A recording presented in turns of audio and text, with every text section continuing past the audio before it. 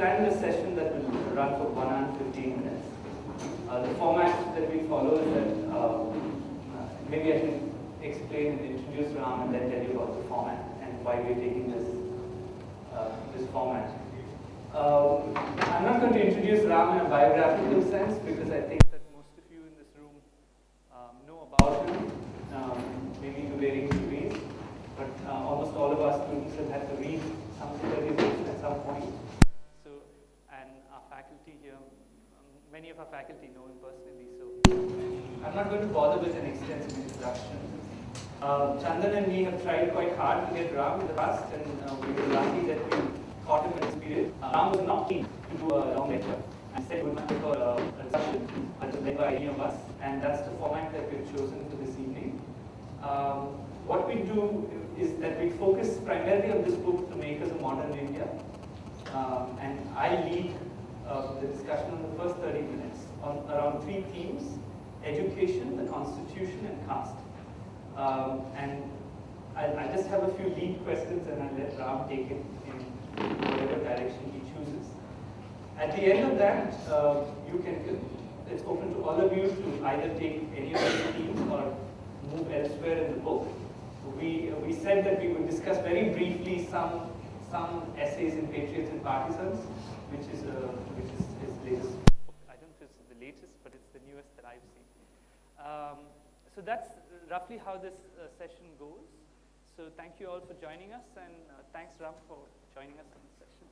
So let me start with a theme that Ram has worked with, not just in this book, but elsewhere in the EPW, and which is a discussion, a review of Amartya Sen's Argumentative Indian, where Ram writes about why the most influential ideas on modern India are not to be found in classical texts going all the way back to ancient India, but are more readily found in modern texts, or India's encounter with modernity.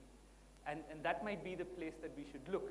It's a theme that finds reference again in this book, in the epilogue, and elsewhere. And choice of authors in this book clearly are those who represent this encounter with modernity.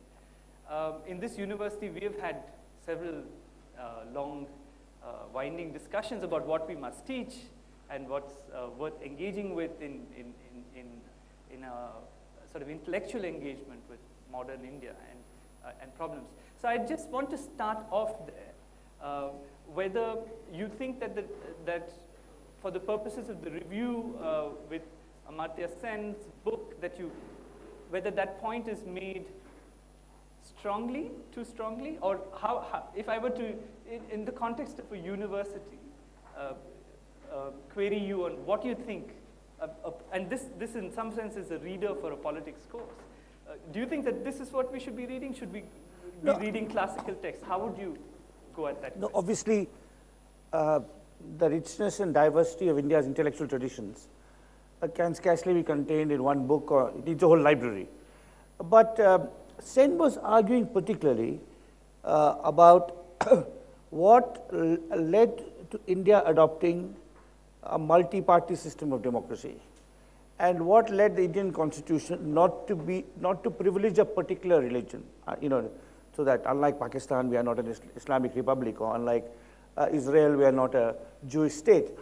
And it seemed to me that ideas such as democracy, pluralism, secularism, equality, whether it be caste or gender equality, were really, in the Indian context, very modern ideas, and came out of our encounter with modernity, with the West.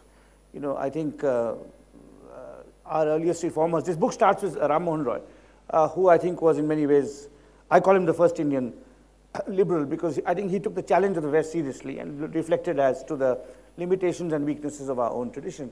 I would like to say that I'm very grateful to Amartya Sen, because had I not been asked to review his book, and had I not engaged, written a I think appreciative but critical review to which he replied, and then other people joined in, I would not have done this, and I actually became a writer on cricket because I was provoked by something Ashish Nandi wrote. And I became an anthologist of political thought, having no training in politics or in, because of something Amartya Sen wrote. So I'm grateful to my distinguished senior scholars and the young people in this room, and also the younger professors.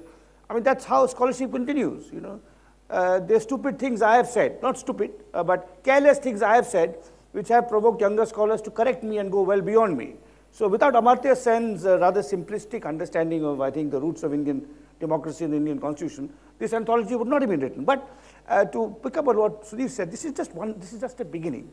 Many of these people require full-fledged volumes. Rajagopalachari, who features here. Ambedkar, there have been some good anthologies of Ambedkar's work. But E.V. Ramaswamy, his writings are not widely known. Kamaladevi Chattopadhyay is an extraordinary person, and one has barely begun to scratch her surface. Then there's lots of very interesting writing in Indian languages. Now, there's some people here who, if you want to follow this debate, there was a very interesting essay in a recent issue of Caravan magazine by a very bright young scholar called Karuna Mantena, who's a historian of Indian political thought. And she wrote a very interesting piece where she pointed out that much of the more interesting writing on our encounter with modernity, on what to do with caste, gender, democracy, pluralism, was in Indian languages. My anthology is partly writings in English, partly writings already available in translation from Marathi or Tamil or whatever. But there's a vast body of literature, in, say, Hindi, Telugu, Marathi, Tamil, from the 19th century onwards. We know the fiction. I mean, we know the novels and the poetry of the great modernists. But there's non-fiction writing too. And I think, but essentially, I stand by my point that the roots of Indian democracy, pluralism, are really quite recent, in the 19th century. One does not have to go back to the ancient texts. That I think in many ways is a mistaken pursuit, to look for the roots of Indian secularism in the values of Akbar or the roots of Indian democracy in the ideals of Ashoka, I think is completely mistaken. On that, I'm quite clear that I was right. I may have been wrong in these 19 thinkers, maybe another 19 thinkers in the 19th and 20th century who express our encounter with modernity better. But, I think even someone, like, just one last point, even someone like Ashoka was forgotten in the 19th century. He was rediscovered by British historians and brought back. To think that there was a continuous tradition of dialogue and debate from Ashoka right up till the 19th century is plainly wrong. I mean, on that I think I would stand by what I said in my critique of Amartya Sen. Yeah. So Ram Mohan Roy's minute, which you just referred to, I say minute because what I'm thinking of is the Macaulay Minute on education, and a much reviled text and in a sort of post-colonial mode. But Ram Mohan Roy's attack on what is, and the excerpt, one of the first few excerpts in this book, is an attack on the British government spending public resources on setting up a Sanskrit school. So the entire piece is in the form of a petition and a plea to not waste public resources on this kind of knowledge. And I just want to identify three strands of that petition. It's on the one hand a rejection of antiquity and sort of a sense that we need to go back in order to go forward.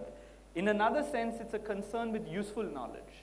So it's interested not, I don't know if I'm right in this respect, but maybe it's not as interested in classical grammar, which is his attack, classical Sanskrit grammar and the humanities, but rather with the secular sciences and the social sciences.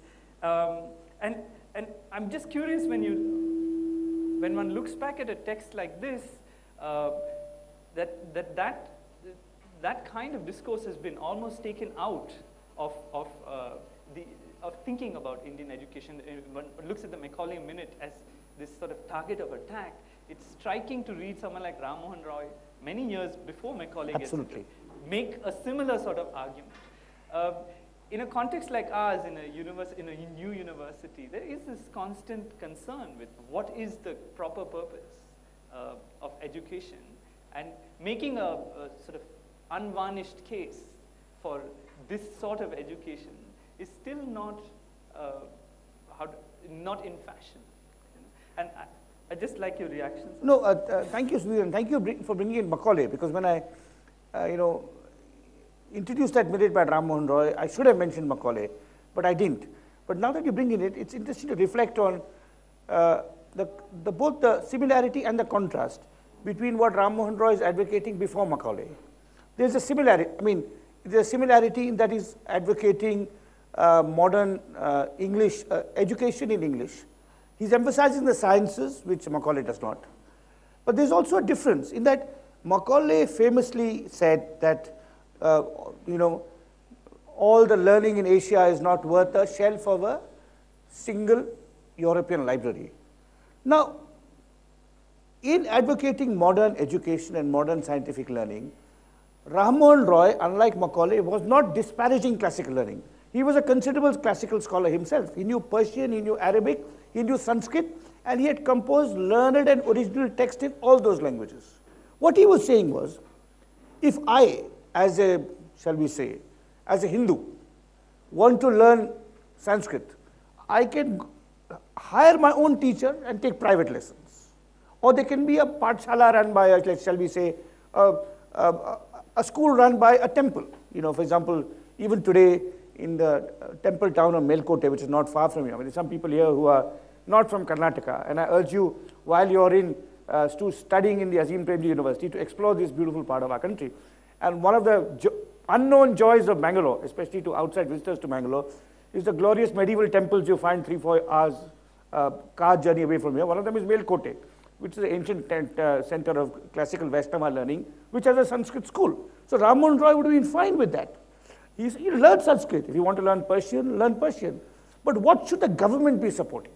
If the government is interested in promoting a sense of dignity and equality among citizens, if the government wants Indians to hold their own in the modern competitive world, should government schools be teaching Sanskrit, or should they be teaching modern education, physics and mathematics and history and sociology, the cutting edge sciences, in the language of the world? So that's certainly the question Ram Mohan Roy was posing.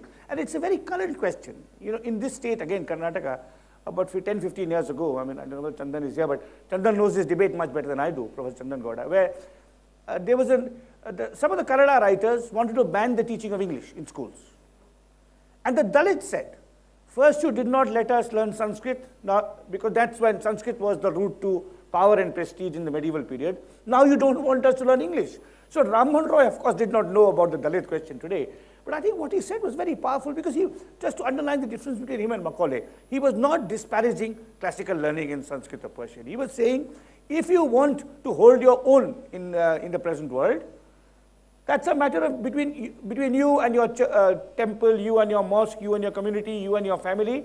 The state should not be promoting Sanskrit and Persian learning and not allowing Indians to learn, science and physics and astronomy and political economy and history. So that's just, I think, Ram Mohan Roy was a very far-seeing thinker, and I'm on his side. Yeah. And there are at least two other pieces in this anthology that respond to this question of education and do that in a with a different slant. One is Syed Ahmad Khan and the Aligarh Muslim University question, and Jyotirao Phule.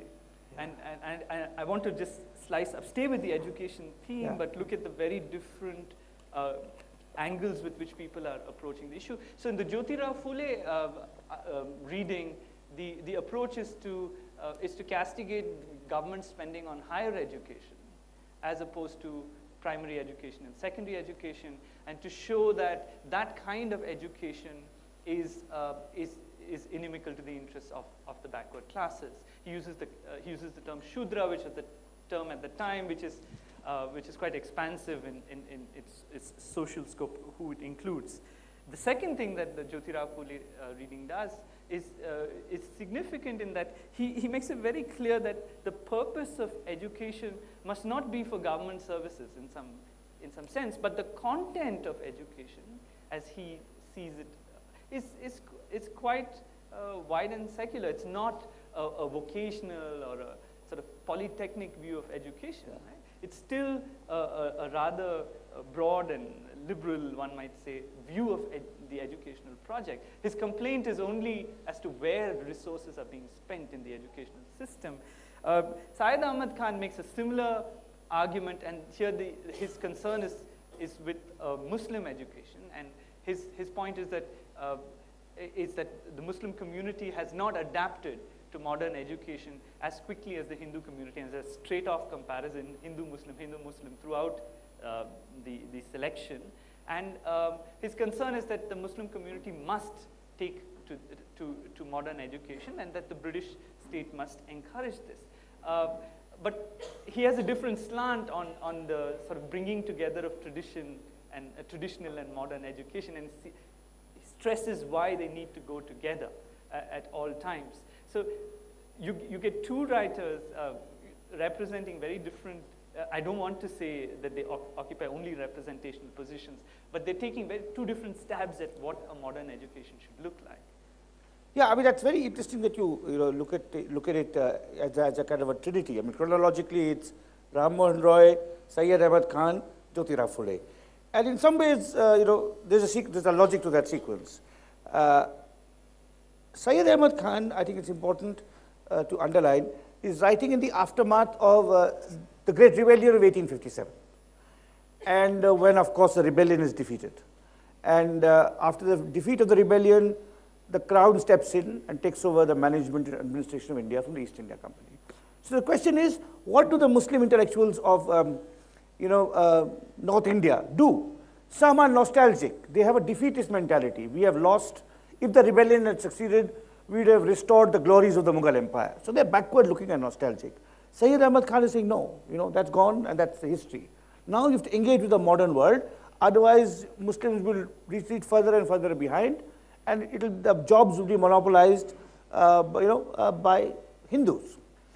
Phule, who's an extraordinary figure and who's from a backward caste, a Shudra caste, as Sudhir says, born among the Mali community of gardeners, and is really a precursor of Ambedkar and the great radicals of the 20th century, is saying, education must be plural, it must be democratic, it must be available to all. Syed Ahmad Khan is saying explicitly, as Sudhir says, that because the Hindus took quicker to modern Western education, they are in much more privileged positions now, that as lawyers, doctors, bureaucrats, they are well ahead of Muslims. Phule is saying implicitly, not explicitly, that the system of modern education under the British rule is dominated by Brahmins, by upper caste, maybe Baniyas also, but mostly Brahmins. And the Shudras, must organize collectively by themselves. Phule is also very importantly interested in women's education. I mean, his wife runs a school for girls, and we talk about the 1880s. So he's an extraordinarily progressive person. So, but that sequence is quite interesting because it's, in a sense, it is Syed Ahmad Khan responding to Ram Mohan Roy, and it is Phule partly responding to, both Ram Mohan Roy and Syed Ahmad Khan. So, but as Sudhir said, we should not reduce these three characters to purely identity or representational questions. It's not that Syed Ahmad Khan was only a Muslim, or Phule was only a backward caste leader, or that Ram Mohan Roy was only a Brahmin, though at a prima facie biographical sense it is true that one was a Brahmin, one was a Muslim, one was a Shudra. But I think they're all grappling with the question. They're very early precursors in a sense of what you see today. Someone who's written very thoughtfully on this question is the sociologist André Bete, who has a whole collection of essays on the Indian university. Published at different points of time. It must be in your library. Yes. But you should, I think, those of you who are interested in this question of what a university in the Indian context should look like, and what are the tussles between tradition and modernity, learning for its own sake and learning for an instrumental purpose of getting jobs, what should pedagogy be like. I think André Bete's essays are a very good place to start. What is striking, and this is almost an aside in the Jyotirao Phule argument, is that it's an argument from tax. One of the roots of the argument is that who's paying taxes to the British state, and if it's farmers and peasants, then the public expenditure on education must respond to their concerns. It's a striking form of argument that one doesn't see too much of in the present day. I want to move on from the education theme, and I'm already trailing some sort of mental map of time. So let me move quickly on to Ambedkar and questions of the design of the Constitution and some issues of rights as they've emerged in Indian political thinking. One of the extracts on Ambedkar's speeches is the one to the Constituent Assembly when the draft Constitution is presented, and it's a beautiful speech. I teach it regularly in classes. Ram's picked it out for this anthology. It says many very interesting things, but I want to just pick on one of them, which is that Ambedkar is at pains to tell the Constituent Assembly that the Constitution is not a very novel document. This is just yes, he says there's 200 years of constitution making now. What new thing can we say? All that is in some sense important and useful in constitutions has already been said. So it's not surprising in that sense that the Indian Constitution is not terribly novel. I'm curious in the selection of the excerpt and what Ambedkar was saying, whether you think he was saying that just as a sense of strategy, one has to get a constitution adopted and enacted, or did he genuinely believe that? Because I don't mean this as a sort of psychological question, but as a question of intellectual history, because what they ended up doing with the Constitution was terribly novel in very, very many ways in how constitutions were designed generally and how constitutions were designed in post-colonial states. So I'm just curious about your view on that idea of novelty. That it's not only Ambedkar, Nehru speaks after this in the same debate, and Nehru says pretty much the same thing. This is we take a little bit of the 1935 Act and we put it together and we make a constitution. I don't know whether you've had a chance to think about why was disclaiming novelty so important in the Constituent Assembly? Look, it's a very fascinating question, Sudhir. I haven't reflected on it, and in some ways you're much better placed than I to reflect on it, because this is a subject on which you're a real authority on the Indian Constitution, its origins, its roots, its impact. So I'd love to hear your thoughts. I'll just say, well, partly, of course, again, these are speculations. Partly Ambedkar is a scholar. And so as a scrupulous scholar, he wants to recognize what's come before him. Especially a scholar in, I think this is the difference between scholarship in the human sciences and scholarship in the natural sciences. A mathematician often has to advance his case by proving somebody wrong. Whereas scholarship in the human sciences is incremental. You're building what other people have done before you and slightly deepening it, taking it in more subtle directions. But that's why our books are so massively footnoted. That's why even Newton, who was a physicist, is one supposed to have said, I looked so far because I stood on the shoulder of giants. So Ambedkar is a scholar. So that could be one reason. The other reason, of course, is that Ambedkar is a modernist, and he wants to stay away from the idea that that we have to go deep back into the Indic past, for sustenance. But I'd love to hear your thoughts, because I haven't really thought about this. I mean, why is it strategic? Is it instrumental? I don't know. I mean, I can say much more about the second speech that is there, which we'll talk about. But let me hear your thoughts about the first speech. The line that you don't get evidence in the Constituent Assembly that the framers and the participants in the debate are actually doing something terribly novel. Not just in this speech, but elsewhere in the Constituent Assembly. So they might have, their sense of self-image might have been that the task is one of great intellectual modesty. It's not like the American debates, where the American debates were to proclaim how novel the American constitutional experiment is. The Indian debates are characterized by this deep modesty. And my sense is that they might not have anticipated how novel some of these arrangements were. And I'll just speak about one of them, which is the idea that a constitution, and I've said this in my class, I think, that a constitution can achieve social revolution. In political thought, there is no other constitutional moment where they imagine that a constitution could do this task. The normal chronology in political thought is that the revolution comes first. And then you have a constitution that consecrates it.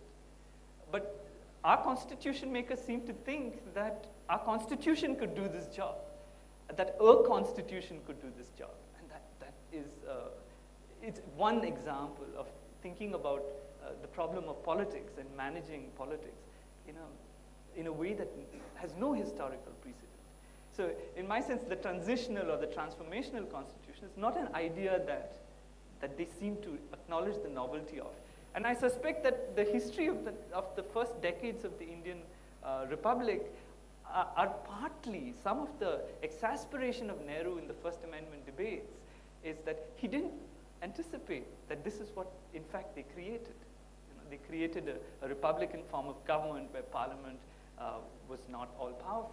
So these were ideas that in some senses they might not have fully worked out in the Constituent Assembly. It is my quick take on it. But on the second speech that you excerpt, it talks a lot about giving credit to various actors who craft compromise, and including the President of the House, the drafters, people S.N. Mukherjee and others who are helping draft the Constitution. And a sort of deep appreciation of the value of a constitutional method of advancing politics, which as we see in our everyday politics today, is almost absent. I don't mean just the politics of the political parties, I also mean the politics of civil society. Yeah, yeah. And it's almost a tradition that is worth repeating in every which way. Yeah. No, absolutely. I mean, that second speech, which was the conclusion assembly, it was, I think, something 26 November 1949 or something. And I go back to it all the time because there were three warnings in that speech. One was that although the Constitution is bestowing political equality, it's not really assuring social and economic equality. He says, the Constitution is one man, one vote. I mean, now we would say one person, one vote, because Ambedkar was still using archaic terminology. So, one person, one vote, but not one person, one value. So, it's really a call for social and economic equality. That's the first warning he's uttering, which everyone talks about and is widely discussed. The second warning is what he calls, what Sudhir suggests, that in favor of constitutional methods. He says he's against satyagraha. He says satyagraha he's clearly against violent revolution. I mean, let's be clear about one thing, that Ambedkar would have detested the Maoists. I mean, some Maoist intellectuals have tried to assimilate Ambedkar to their cause. Ambedkar would have absolutely detested the Maoists because he totally abhorred violence as a method of settling political disputes. So he says, so violence is out of the question, but then he says even satyagraha, street protest. He says, when we were governed by a colonial occupying power, you could think of satyagraha. But satyagraha, when you have your own constitution, your own laws, your own due process, is the grammar of anarchy. Well, that's the second warning. And of course, 60 years later, it's slightly more complicated because the parliament, the political parties, even the judiciary have not really fulfilled their duties in the way the Constitution expected them to. So there may still be some place for satyagraha. You may still feel that, out of despair, to call the political class or the politicians to their senses, you need to have peaceful street protest. Though, of course, here it's become a total habit to always have dharnas and so on. So there's still something to Ambedkar's warning. But the third warning, I think, is the most striking and most relevant, and which I remember every week, which is where Ambedkar says, he warns us against the dangers of hero worship, of excessively worshipping your heroes, political heroes, leaders. He says, bhakti in politics is a route to the salvation of the soul. Bhakti in religion can get you personal salvation. You can worship a personal deity, Brahma, Vishnu, Shiva, Allah, Jesus, whatever, the Buddha. But bhakti in politics is a road to dictatorship, because you are laying down your liberties at the feet of a man. And this is true of posthumous things too. I don't know what Ambedkar would have thought about the extraordinary bhakti and hero worship of Ambedkar among Dalits today. Or whenever I hear Narendra Modi speak on television, I think of Ambedkar's warning. You know, and I am, unlike most people in this room, unlike most of your faculty too, because I must be more or less the oldest person in this room, I have lived through Indira Gandhi's emergency as an adult. So, I think that's an extraordinary warning, that bhakti in politics is a route to eventual dictatorship. And then Ambedkar says, there's an extraordinary line there where he says, however great a person's contributions to his or her country, however great, you cannot lay down your liberties at the feet of that person.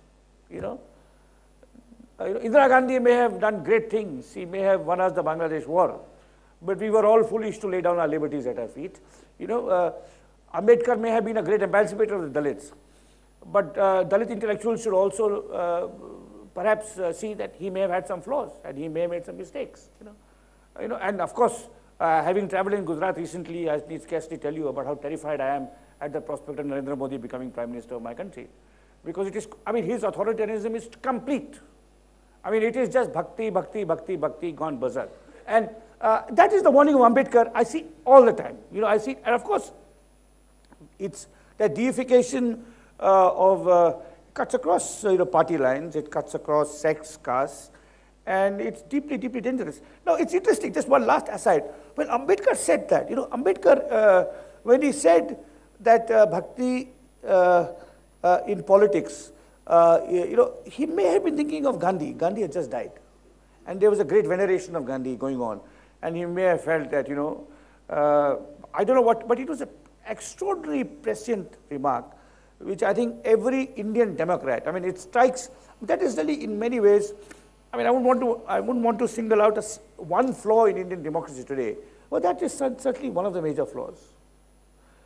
That the deification of our political leaders, whether it be Jayalalitha in Tamil Nadu, or Modi in Gujarat, Ambedkar by the Dalits, Rajiv Gandhi and Indira Gandhi by the Congress Party, whatever it may be, Marx and Engels by the communists, Indian communists worship their deities far more than do other communists. There are always these huge portraits of Marx and Engels everywhere.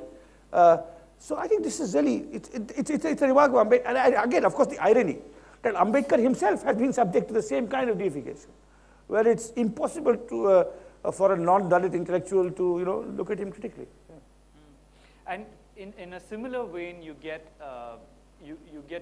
Ramon Roy making a case against state censorship, and in this case about printing registration before the release of newspapers. What's striking about the petition, and it's a petition first to government and then to the king, is the argument, and I was struck by this. If there was a piece that I read freshly and which I thought really made me think, was that it's an argument for free speech in a monarchy. Yeah. It's completely against the grain of free speech argument, right? So if you look at James Mill, it's an argument about the function of free speech in liberal democracy. If you look at Thomas Paine, you get a different iteration of this with the idea of markets and speech, and the American tradition builds on that. In this excerpt, Ramon Roy makes an argument for free speech in a monarchy, and what he says is interesting. He says the king must know enough about what the various subordinates and delegatees of power are doing, and the only way for a king to know is to use a free speech, to allow for free speech, so that the free flow of information keeps authority in check. And he sees free speech, and this is the tenor of the argument, is that free speech is the safety valve against revolution. So if you want to run stable government, he's addressing the king, then allow for free speech. It's a curious argument, and of course, located in historical time, one can see the need for it. But what's striking about that piece is that press registration continues in India. We haven't changed the laws relating to press registration. I don't mean the law from Ramon Roy to now, I mean the type of law requiring press registration. And the approach to to speech. Speech is I think, one of the weakest of the rights in the Constitution today. And in that sense, though the conditions have changed and we're a liberal democracy, it's a very interesting strain of argument that we need to still prosecute in India. Absolutely. And I'm just back from China, and the Chinese should also read Ram Monroy on this, because they would know what in their far-flung country, one-party state, what different people are thinking, and they shouldn't suppress newspapers. So I think absolutely. I mean, it's quite a striking argument. Yeah. So the one other, this is totally anecdote, and it's a question really, and nothing to do with the book. I just noticed in a few cases in the mid-1950s that Ambedkar's name was listed as counsel in very important constitutional challenges on the right to property. And he seemed to be arguing on the side of petitioners, the zamindars of the time. Okay. Is that? I have not studied this. I have not studied this. I just say this. I think, I think there's a good, one of the problems with Indian scholarship is that there's a lack of a robust critical biographical tradition. And many of the figures in this book await proper biographies. I mean, E.V. Ramaswamy does not have a biography. That is just not a hagiography. Ambedkar deserves multiple books. Ambedkar just a straightforward life, Ambedkar the constitutionalist, Ambedkar's legal career, Ambedkar's political career. I think what kind of cases he took, how he fought them, what did he do. I even recently found him listed as a junior counsel in a case for communists in the 1920s. So it's quite, so I think there's a lack of a robust biographical tradition where some of the remarkable makers of modern India, except for Gandhi, maybe there's lots of stuff on Gandhi. But for the rest, I think we need much more critical literature. Yeah. So I want to move to the third theme, and we have something like 5 or 7 minutes when we close and open it up to all of you. And the theme that I want to focus on is caste. And again, on the caste question, you get a range of excerpts in this anthology which approach the question of caste in very different ways. So I think most of us are familiar with Ambedkar and the annihilation of caste, where Ambedkar makes an argument about the historical origins of caste, which is curious because I don't know how much one would lay stress on that claim of historical origins in Ambedkar's work. So Jyotirao Phule, you don't use his extract on sort of the origins of caste, but he has an almost different account, an invader type, see it as a form of early colonialism in the Indian subcontinent, and caste is a byproduct of it. You get in this piece, in this book, pieces by Gandhi, by Rajgopalachari, and by E.V. Ramaswamy, addressing the question of caste disadvantage in very different ways. Rajgopalachari stressing that caste must be de-emphasized in public policy and in affirmative action. Ramaswamy building both a strong rationalist argument against religion and caste simultaneously, and treating them both as sort of manifestations of the same sort of irrationality. And you get very different strands of reasoning on caste.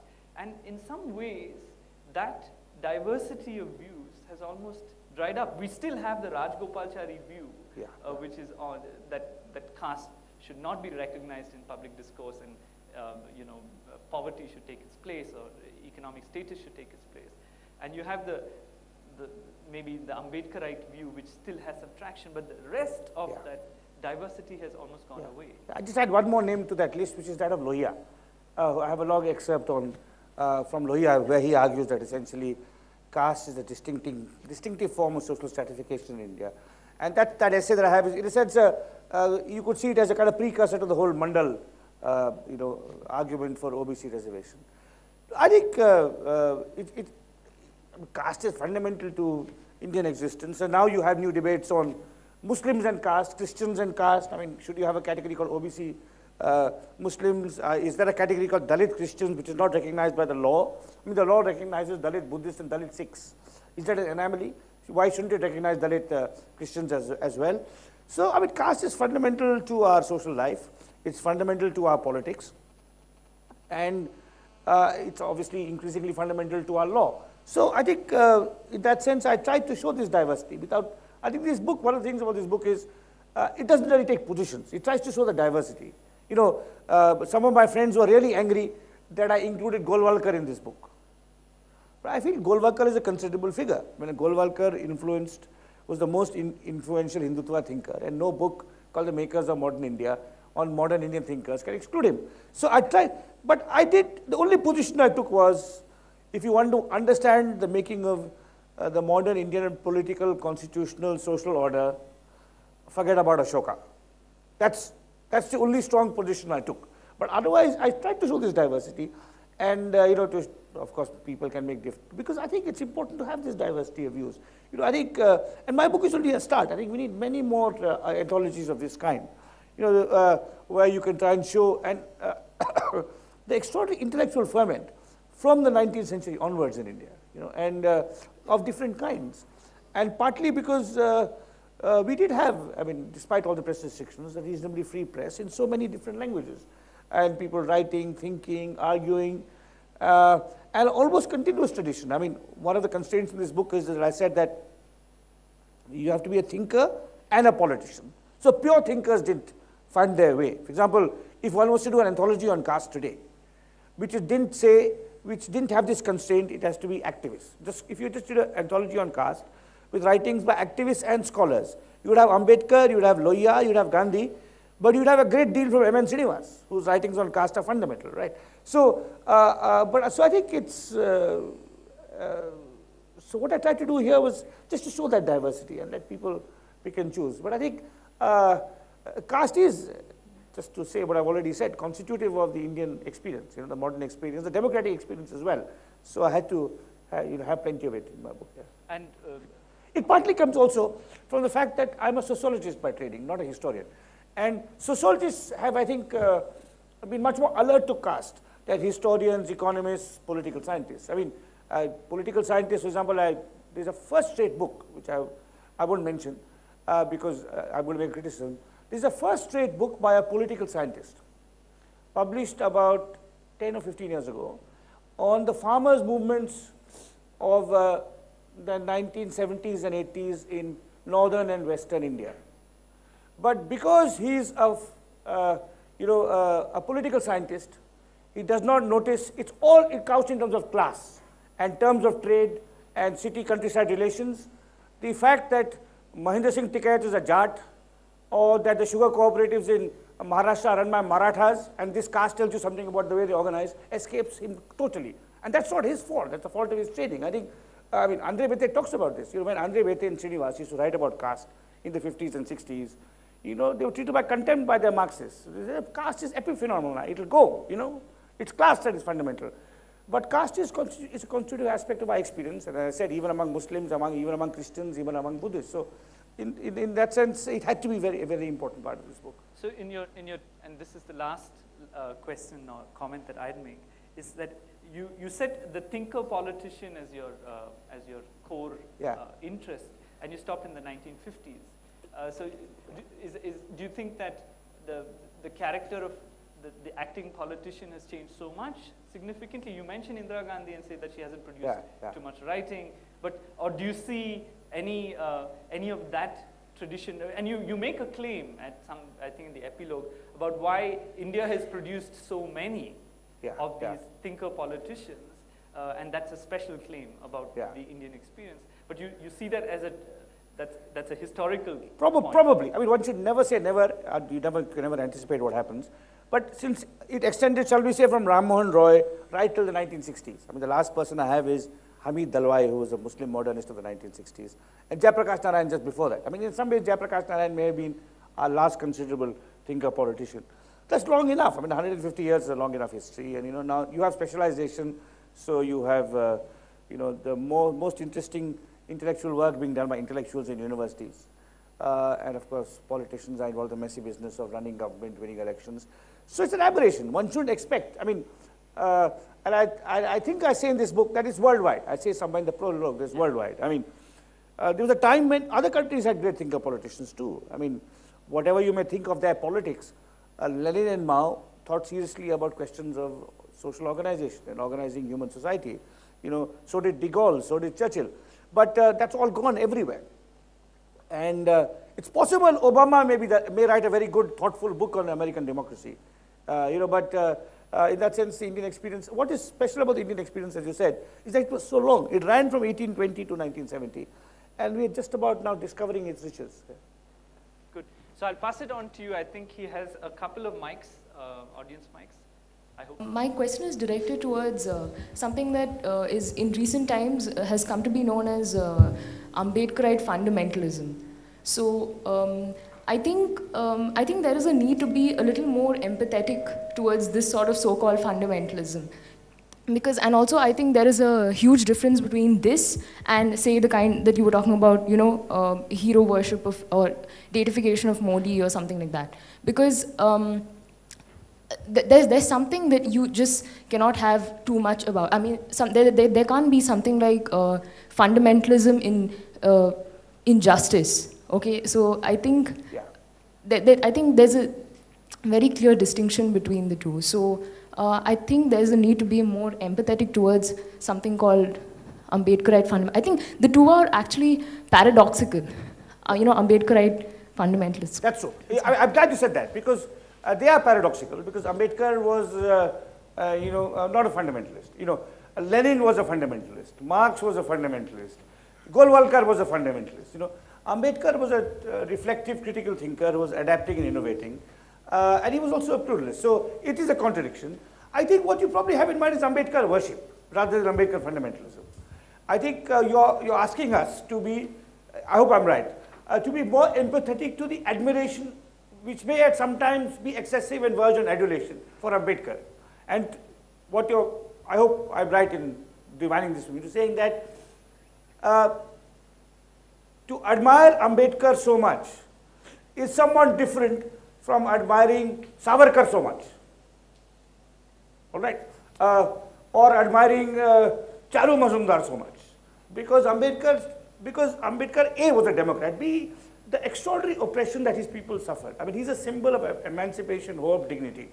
And I'm to some extent sympathetic with what you say. I'm sympathetic to your call for empathy for Ambedkar worship.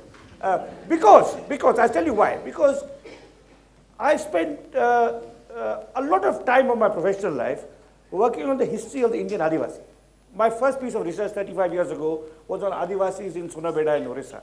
And you know, I've written a lot in my ecological research and many other things. I worked at Adivasis.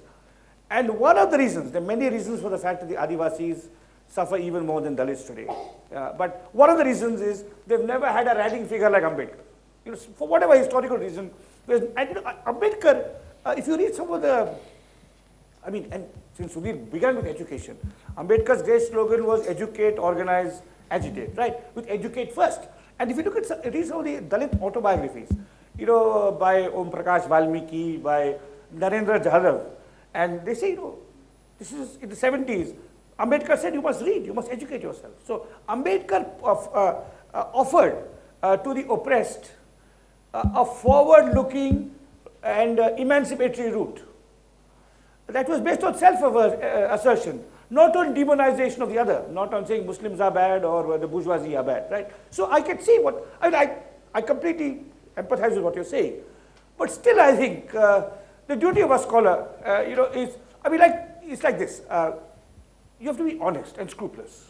Some of Arun Shourie, 15 years ago, wrote a shameful and dishonest book about Ambedkar. I wrote a review of it. I'll just say something about it.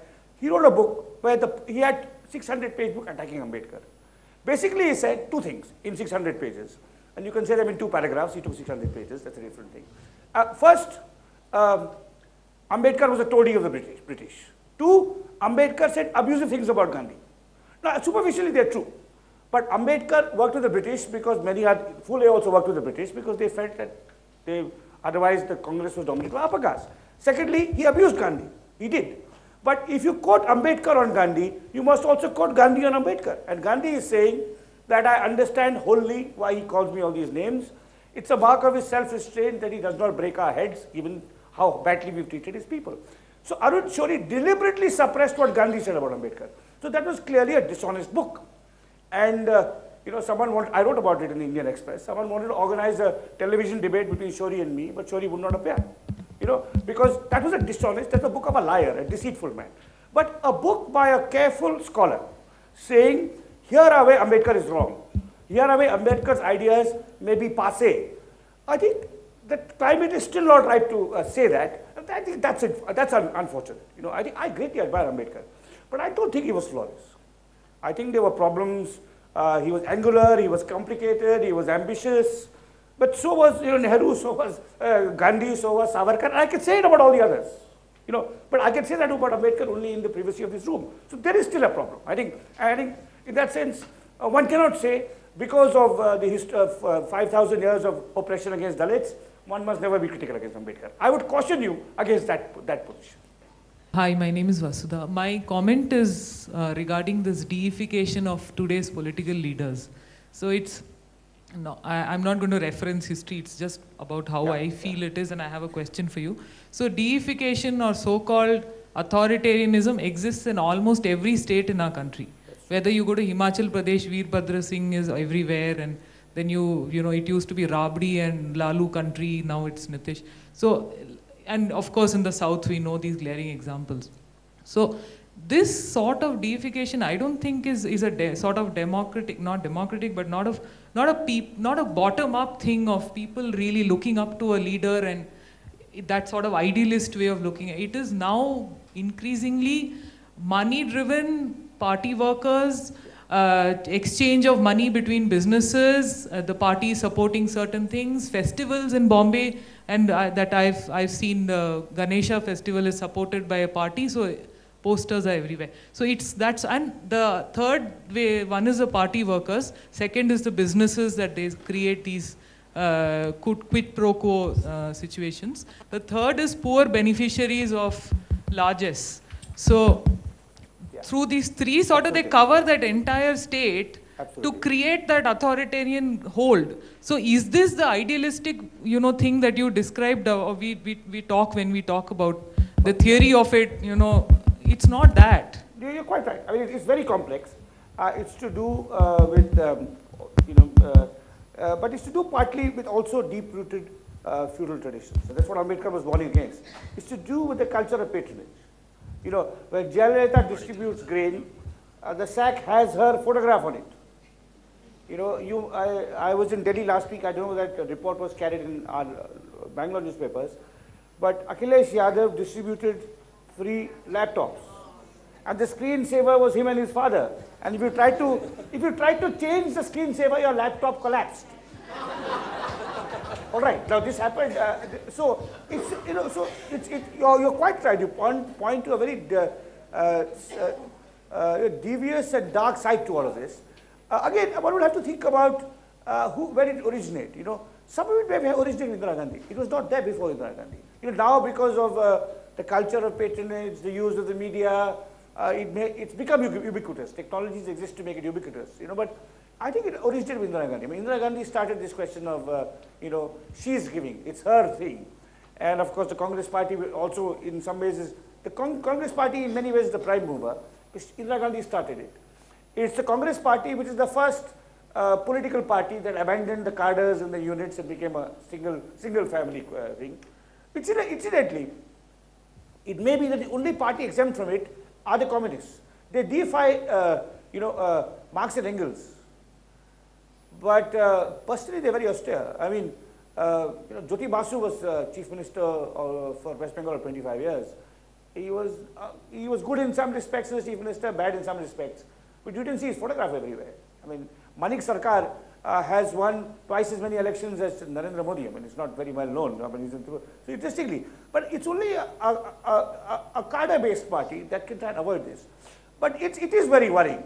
And how do we escape it? You know, it becomes, I think what happens is, people that get tired of one God. You know, yeah, that's right. And then you turn to another one. But we have to get out of it. I mean, I think some of it is, but it's part of our, you know, in that sense, it's part of what Ambedkar was warning against. It's part of our culture of patronage and deification that is still there. That's why it's there. Yeah. So that Ram, in the introduction to this book, parts of which we read in class, you say you decided not to use the Swami Vivekananda because he is not as important as he was back then. Yeah. Just looking around us today, and, all over the country, the revival of interest, I mean, this is, wonder if it's a pointer to an existence of another current of being and relating to society and politics. You use the word bhakti as a shorthand to capture this entire differentness in relating to the world, and in trying to talk about how modern democracy has evolved, using terms that have emerged from that very discourse of democracy, which sees these as outside phenomena. Yeah. So what are the challenges of representing or writing about Indian democracy, which makes place for these things not as a problem or as a potential for authoritarianism, but as something that is the lubricating element of our being? No, thank you, Chandan. I mean, I say in the introduction, I've chosen 19. I mean, every anthology, there's a principle of selection, which is partly objective, partly subjective, because it's the work of one person. And I knew that criticisms would be made, and many criticisms have been made. Why have you included Golwalkar? And I'd say, on reflection, some people are very angry that I didn't include Patel and Bose, but they were not original thinkers. I'm okay with that. I may, if I was to do the anthology today, I may have included Vivekananda. Because I think perhaps I thought, in a sense, I argued that Gandhi subsumes and supersedes him, but I think he was an original, distinctive voice which is still influential in various ways, good and bad, as you point out. The other person I would have included, and immediately I recognized I'd made a mistake in not including him, is someone you have a special interest in, who is Visvesvaraya. Because there's a line of technological modernists who see science and technology as a way of reshaping society and bringing about progress and economic growth and social justice, which he inaugurates and which is very influential. It's a line of thinker-activists, and he was right. He was Diwan, he was a thinker, he was a thinker-activist. So it goes from Vivekananda through Meghnad Saha, who was a several-term MP, through Homi Bhabha on to Narayan Murthy and Nandan Nilekani. So I actually should have, I would say if I was to do it today, but that's the task of any work of scholarship. It provokes debate, and they say this is a mistake, and fine. But as the two people, I'm quite clear that Bose, Patel, EMS, Nambudripad, various people do not find a place in this book. I can defend all those exclusions. But Vivekananda, and particularly Visvesvaraya, I think I should have, though I'd had to cut here and there, but it could have been done. Yeah. I want you to reflect on a couple of events that have happened, right, of late. One is the Nandi episode, and the other is the strange rise of Narendra Modi. Okay, that's one. I have a second question, which is related to this. There are already two. You asked me to comment on Narendra Modi's rise and Ashish Nandi's predicament. There are two distinct questions. So can I just answer those? No, this is one question, right? No, this is one question. I see there are two different. Can I just answer those? If Sudhir will permit me, even though they are outside the framework of our discussion. I think in a sense outside the framework of my book, but still I'm happy to comment on them because I certainly have views on them. I think the strange rise of Narendra Modi, firstly, we don't know whether it's just a creation of the media. Anna Hazare was supposed to save our nation. Again, the young will not remember this, but before Narendra Modi, Chandrababu Naidu was presented in very similar light. As the CEO, the Economic Times given the CEO as someone who would bring modernization and development and through this kind of corporate ethos. So there's a question mark about how much is real, how much is a media creation. But just one thing, I think it's to do with the shocking incompetence of our Prime Minister and the strained silence of Rahul Gandhi that partly explains the rise of Narendra Modi. Narendra Modi can have a conversation like this, Rahul Gandhi can't. Now, that's it. Or Ashim, that is a far more complicated thing. I have never spoken in a public, but I'm happy to do so now. So since you've asked this question, I think okay. It's to do with the fact, it's to do with this question of infallibility and bhakti and hero worship. While Ashish Nandi said that, whatever he said, and you know what he said, it's clear what he said. Once some politician looking to consolidate his constituency criticized him. 6 of his colleagues in his own center wrote newspaper articles in his support. that was bhakti and hero worship inside the CSDS. What Ashish Nandi said, and I have huge admiration for Ashish Nandi, was indefensible and factually wrong. Don't gloss it and say, I meant this, I meant that, I meant this. No, mere se galti ho gayi hai. No one today can say it. I've just said, mere se galti ho gayi hai. I should have included Vivekananda and Visvesvaraya. No intellectual, no politician since Mahatma Gandhi admits to having made a mistake. That's the problem with this. So if Ashish Nandi, I think, was, firstly there was a cult around him. You know, I saw this TV, and there was a Dalit sociologist there. He said, give me your facts. You're a sociologist. Have you done a survey? Give me your facts. You know, I think when I'll tell you, just give you, I'll give you a personal example of this. You know, a year and a half ago, I nearly died in an accident. And I was in bed for 3 months. And I reflected and I said, look, you know, I'm not going to appear in a panel discussion or on TV. Because you always try to outdo the other guy in saying outrageous things. So Ashish Nandi tragically fell a victim to that spontaneity. And it was glossed as a question of free priests, but he said something that was foolish and factually wrong. What's the wrong in saying I said something foolish and factually wrong? I mean, you're a scholar. I mean, you're a scientist, for God's sake. I mean, science is about making mistakes and learning from them. So on that, I'm very clear that it was mistaken and glossed. You know, of course, he should not have gone to jail. I mean, I also, in my own way, did my bit to support the campaign. But I think the question, it was the response of intellectuals to Ashish Nandi's thing was an example of bhakti worship within intellectual life. I mean, you may not like what I'm saying, you know, but that's how I read it. Yes.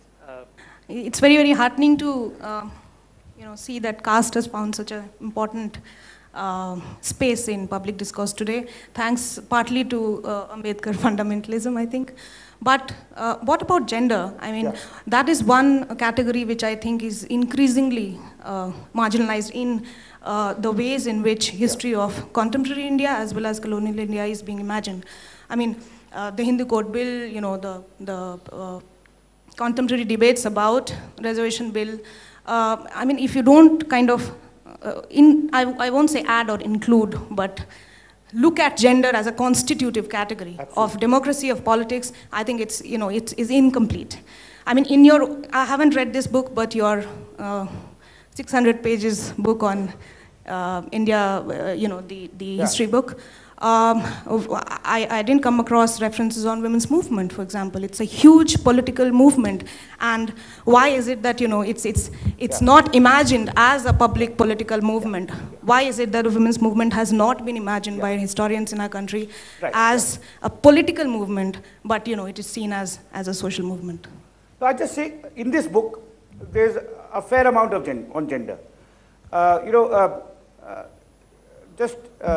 if you look at Makers of Modern India, there are several men, there are lots of stuff on gender and gender inequality, by men and by women. I mean, there are excerpts by Ram Mohan Roy, by Gandhi, by E.V. Ramaswamy, by Jawaharlal Nehru, men, and Tarabai Shinde and Kamala Devi Chattopadhyay, and also Hamid Dalwai about Muslim women. So there are at least 7 of the 19 thinkers excerpts that directly address the question of gender, so you could have a look at it. And so that's, you know, I've tried to do not enough, but I've tried to do something that may, you know, so please have a look at this book. But you're absolutely right on the lack of gender as a category in political debate today. It's an interesting paradox. I mean, India has more powerful women leaders than any other country of its size. You know, it has Sushma Swaraj, leader of the opposition, it has Sonia Gandhi, chairperson of UPA, it has Mamata Banerjee, Mayawati, Jayalalitha, chief minister of 3 powerful states. But, you know, I'd say that among all the, it's a curious thing. I mean, that it's still not more important. I mean, it's to do with the fact that, I wrote something on this recently. I've written 2 or 3 columns on this subject recently, by the way. One was actually a plea for the women's reservation bill, even though in the Hindu, but I wrote a piece in the Telegraph, it may not have been widely seen, where I argued that part of the problem is that the 2 major religions of India, Hinduism and Islam, are profoundly and irreducibly patriarchal. And I think you have to get outside it. Again, this is the problem with looking for ancient exemplars to build our modern emancipatory society. Hindu and Islam are much worse than Christianity or Buddhism when it comes to the treatment of women. Let's be absolutely clear about it. You can give me any number of verses from the Quran or from the Upanishads, but that's the factual truth. that patriarchy is deeply encoded into the scriptures and the social practice of Hinduism and Islam. How does it get out? I mean, it's interesting. I was talking to somebody the other day. The last good book on the women's movement was written in English. Was written by Radha Kumar 30 years ago. You know, that's a very long time ago. You know, and it's quite striking that this is not. So even intellectuals are not responding to it. And you know, it could be that caste, religion, those have become the axes of mobilization.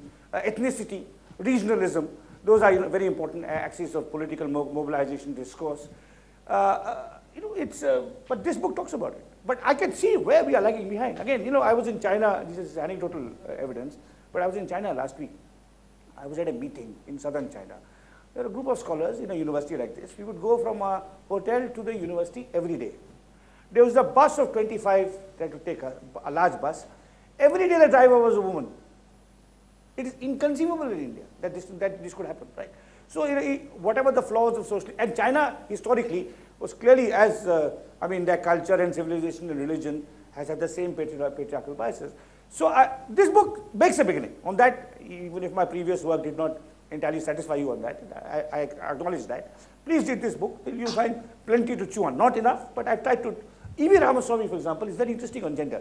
E.V. Ramaswamy the essay on contraception, I don't think that it would be, you know, it's not popular discourse at all. Not at all. I mean, E.V. Ramaswamy in the 30s is talking about the need for contraception. I mean, he's, you know, and I think this is partly the problem with Ambedkar fundamentalism or other kinds of fundamentalism, is we stereotype people. You know, E.V. Ramaswamy is only an anti-Brahmin thinker, but he was a very progressive thinker on women's questions. And yes. Now, what's your definition of? Well, I can, yeah. Yeah, I'm visible now. So, two questions. What's your definition of a fundamentalist? Given the context that you said Marx is a fundamentalist and you don't see Ambedkar in that light. Marxist. Okay, yeah, and the second question, Bose doesn't feature in your book, and you said you could justify that. Would like to hear more on it. Bose was a remarkable. Bose and Patel don't figure in this book because they were considerable political figures who were not original thinkers. Bose is a man of great determination, courage, charisma, drive, patriotism, but he's not an original thinker. That's my view. You know, I'm happy if someone tries to prove me wrong, but they'll have to work years and years to arrive at that. They may still succeed, but I've read quite a lot of Bose. So that's what is a fundamentalist? Or, you know, I put it this way: fundamentalist may be the wrong term. Ideologue may be a better one. You know. Marxists are not Democrats. They believe in one, because Marx, I mean, in a sense, you have to, Marx himself was not, Marx was, if you read, there's a great book called Karl Marx and the Anarchists, written many years ago by an American historian called something Thomas, Anil might remember the name, you know, something Thomas, something guy, you know the book, Karl Marx and the Anarchists. Huh? Yeah. It talks about the extraordinary vituperative abuse that Marx heaped on his political rivals. Even Marx was not a Democrat. He was a great original thinker, but he detested disagreement. You know, the difference between Gandhi and Marx on this is, you know, an ocean, right? Gandhi welcomed disagreement, or even between Nehru or anyone. So Marx was basically had deeply authoritarian instincts as a political activist. He was a great original and creative mind. So in that sense, Ambedkar, Nehru, Ram Mohan Roy, and Bose was also, by the way, an authoritarian. That's my view, but that's not relevant here. Because, you know, there is no Bose stand of political action. But the Maoists, you know, the Maoists are, because they work in that tradition. Likewise, you know, the Hindu extremists. But Ambedkar, Gandhi, Nehru, E.V. Ramaswamy, many of the others were really, they disagreed with you, but they did, you know, they would be happy for you to say what you did, and they won't, you know, either kill you or exterminate you or believe in the infallibility. I mean, so that's my definition. I would call it authoritarianism or fundamentalism. So there's a democratic instinct that people like Ambedkar and Gandhi had, which Marx and the Marxists lack. Yes.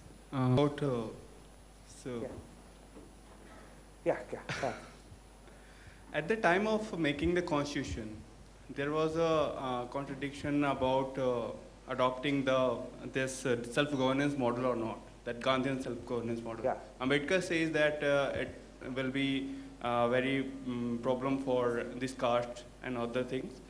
So I want to know is it relevant for this present day or not? It's like now we have a upgraded society. There are less caste thing in this society. So that the Gandhian model of, or same kind of model of self-governance can be relevant in present day? I'll say something, but I'd like Sudhir to also supplement this, since it's a question he can probably answer much better than me, being a constitutional legal scholar. My sense is that there were two things. Of course, Ambedkar was reacting to the very alive oppression, the fact that Dalits were disorganized and they were oppressed. Today, your implication is, and there's some truth in what you said, that Dalits are much more conscious and organized in the village. The second thing that Ambedkar was reacting to, and where he was supported by people like Nehru and others, who were also totally against the Gandhian model of governance, was that a new nation in the context of partition and the princely states and the need to unify the country needed a strong center. Now, what we have seen over the last 40 or 50 years is a shift of power, both fiscal and legislative and other political power, from the center to the states. Perhaps we need a third phase. I mean, we have a 73rd and 74th Amendment, but there isn't real self-governance in that sense at the village and the town level, and because the financial instruments don't exist. Some states like Kerala have taken it more forward. But I think in the 40s, my view is that the skepticism of village self-governance for various reasons was justified. Today, it may not be so, but I'd like Sudhir to say something on this. So the one part that I want to say is that in chapter 13, you have Gandhi's views on village renewal and political decentralization. There's an interesting piece there. And what I find interesting about the piece is that Gandhi's own take on what village decentralization might mean is quite different from those who think they're Gandhians in reflecting that view. He might have had a more sophisticated view of politics. And I don't want to expand on this except to say that, that the Gandhian view might not be a thoroughly revivalist view, even in the 40s. He was trying to recreate political community, not entirely just revive existing political community. And much criticism about the Gandhian view on decentralization has been that he was through and through a revivalist. And Ambedkar certainly reacts to him in that way. So I think that we're just touching 5, and we should be able to take 2 more questions. So I have 2 hands up. Can I just get a sense? Those are 2 hands. Are there any other questions? This is a question regarding, also, I read recently one review of Perry Anderson's Indian ideology, in which the reviewer also, takes on very sharply on the voices of Indian ideology, in which he also identifies you. Others are Amartya Sen, Sunil Khilnani, and Lord Mekhanand Desai. And he says that this group of liberals limits or obfuscates the discourses about Indian liberalism. And after I read it, I thought, I was too curious about about your responses, because as part of our course reading, we had engaged with your work, and I would love to read one particular statement by him in the conclusion of that review. He says that there is an irony in the text of the liberals that Anderson does not pick up. He actually critiques that he doesn't pick up you and the group. And their confident prose is not matched by the confidence of their vision for India. It's a curious liberalism whose forward march seems halted. They have no grand plan, no major horizon, only small horizons and a simple wish, as Guha puts it at the end of his major history. So long as the constitution is not amended beyond recognition and elections are held, India will survive. Its survival is sufficient for you. I think a review by Vijay Prasad in Frontline. Yes. No, I'm a liberal, and I'm a liberal, and Perry Anderson is the Marxist. So clearly, there'll be a difference in. I don't believe in utopian revolutions. I've seen too many fail in my lifetime. I believe in slow incremental change, and I'm happy to stand by that view. This book, you have almost in every chapter you have touched upon pluralism and stuff like that. My question is like this: what do you think is the effect of migration and too much mobility in India on linguistic literature, like, for example, Kannada literature, for example. Though you have acknowledged Shivaram Karant, U.R. Ananthamurthy, everybody, I don't see much of original literature coming in contemporary writing. Is it partly because of the mobility or globalization or whatever we call it? Okay, or is it just because we are too much inclined towards English and other kind English? And point number 2 regarding Ambedkar is that I saw a very powerful play called Ambedkar or Gandhi.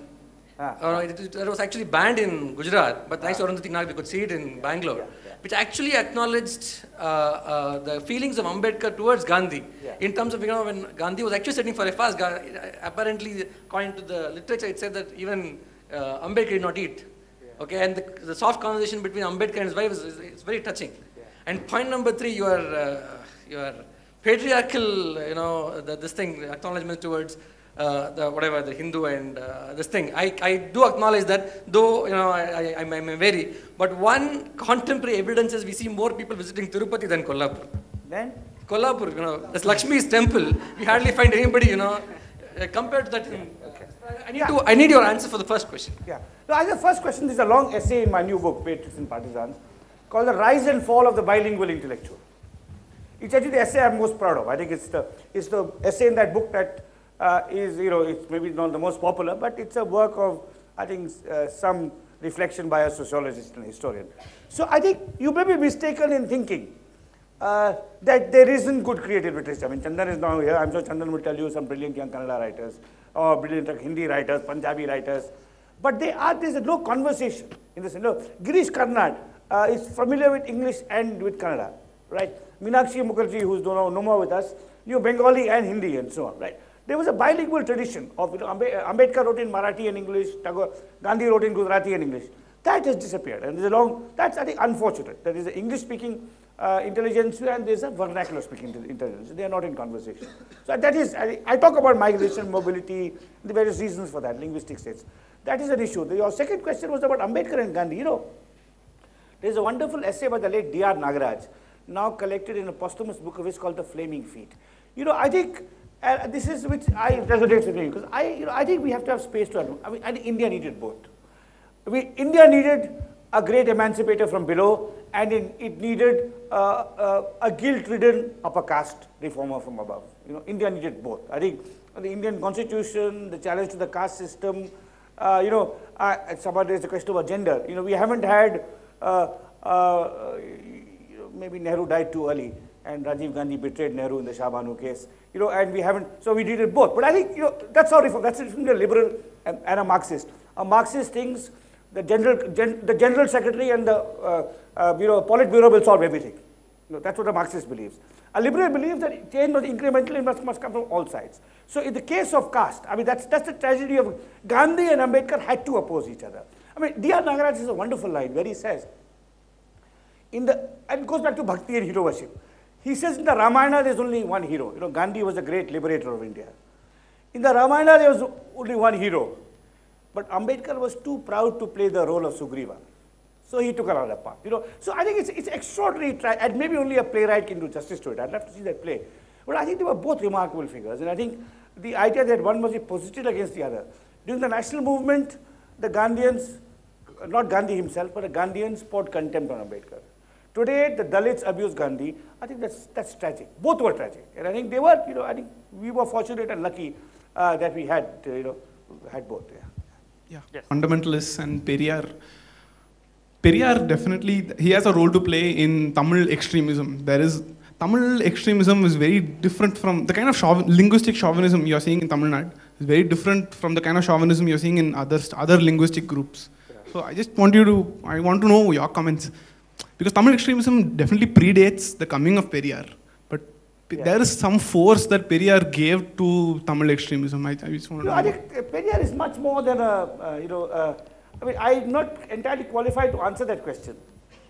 But, there is a kind of, it's a long and complicated reason. There's some very good literature on, the deep and obsessive love of Tamils for their language. There's a book by Sumati Ramaswamy called Passions of Their Tongue, and other people have written about it.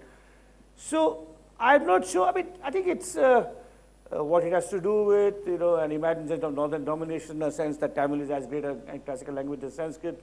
But it's a complicated business. But I think, again, you know, to many of the figures in this book, we've been able to see the different dimensions of Gandhi, but not of Ambedkar, not of Periyar, not of Tagore. You know, Tagore has been seen as a Bengali poet, you know, Ambedkar as a Dalit leader, you know, Periyar simply as a Dravidian thinker. But I think many of them, and Rajaji has only been seen as a prophet of the free market. Well, actually, he had many more interesting things to say. So what I've tried in this book to do is to open out our idea of what these thinkers represented, you know, and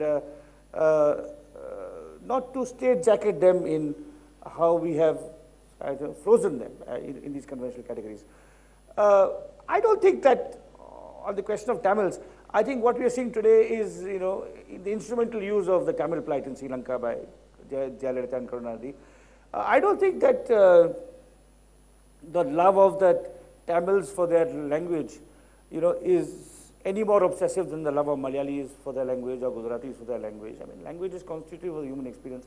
So there may be some disagreement between you and me here, but I don't think that's the case. I mean, one of the stories about the Dravidian movement, you know, which is one of my favorites, which is there in India after Gandhi, and it's not very widely known, so I should end with it, because it's a story of really, it's about pluralism. It's actually about pluralism and reconciliation. It's to do on 26 January 1965, under the Constitution, Hindi was going to become the official language, and English was going to go out of use in all government communications. So the All India Radio bulletins would only be in Hindi and so on and so forth, right? 26 January 1965, Nehru added a clause in 1963 before he died. He was sensitive to the feelings of the South Indians. He said, English may continue to be used. That was a clause he added. That was interpreted by Shastri and Morarji Desai as may not. So on 26 January 1965, the changeover to Hindi in all official communication was going to be complete. And all communication between Kerala and Tamil Nadu, Kerala and New Delhi would be only in Hindi. English was banned, going to be officially banned. And the DMK, led by Anna Durai, threatened a mass campaign against it, which of course the history of the campaign is known. But what is not so widely known is that in the middle of January 1965, Anna Durai wrote a letter to Shastri, who was the chief minister. He said, prime minister, he said, please do not declare, because all negotiations had failed. The central government said, only in Hindi, he said, please defer the declaration by 1 day. We want to celebrate 26 January with the rest of our countrymen. And do it for 27th, we'll still oppose you for the 27th. And Shastri and Morarji Desai were deaf, because they didn't see the profound meaning of what he was saying, you know, the profound democratic meaning of that request. Defer it by 1 day. We will still protest, but we want to celebrate Republic Day with the rest of India. So I think, you know, that's really the spirit of many of the people in this book, and I think that's why, I mean, that really is the end. But you can disagree, you know, but you can do it in this kind of decent, civilized, you know, courteous way. But that's the stuff of pluralism. Yeah. So that's a fitting conclusion. So may I invite all of you to thank Ram for joining us this afternoon.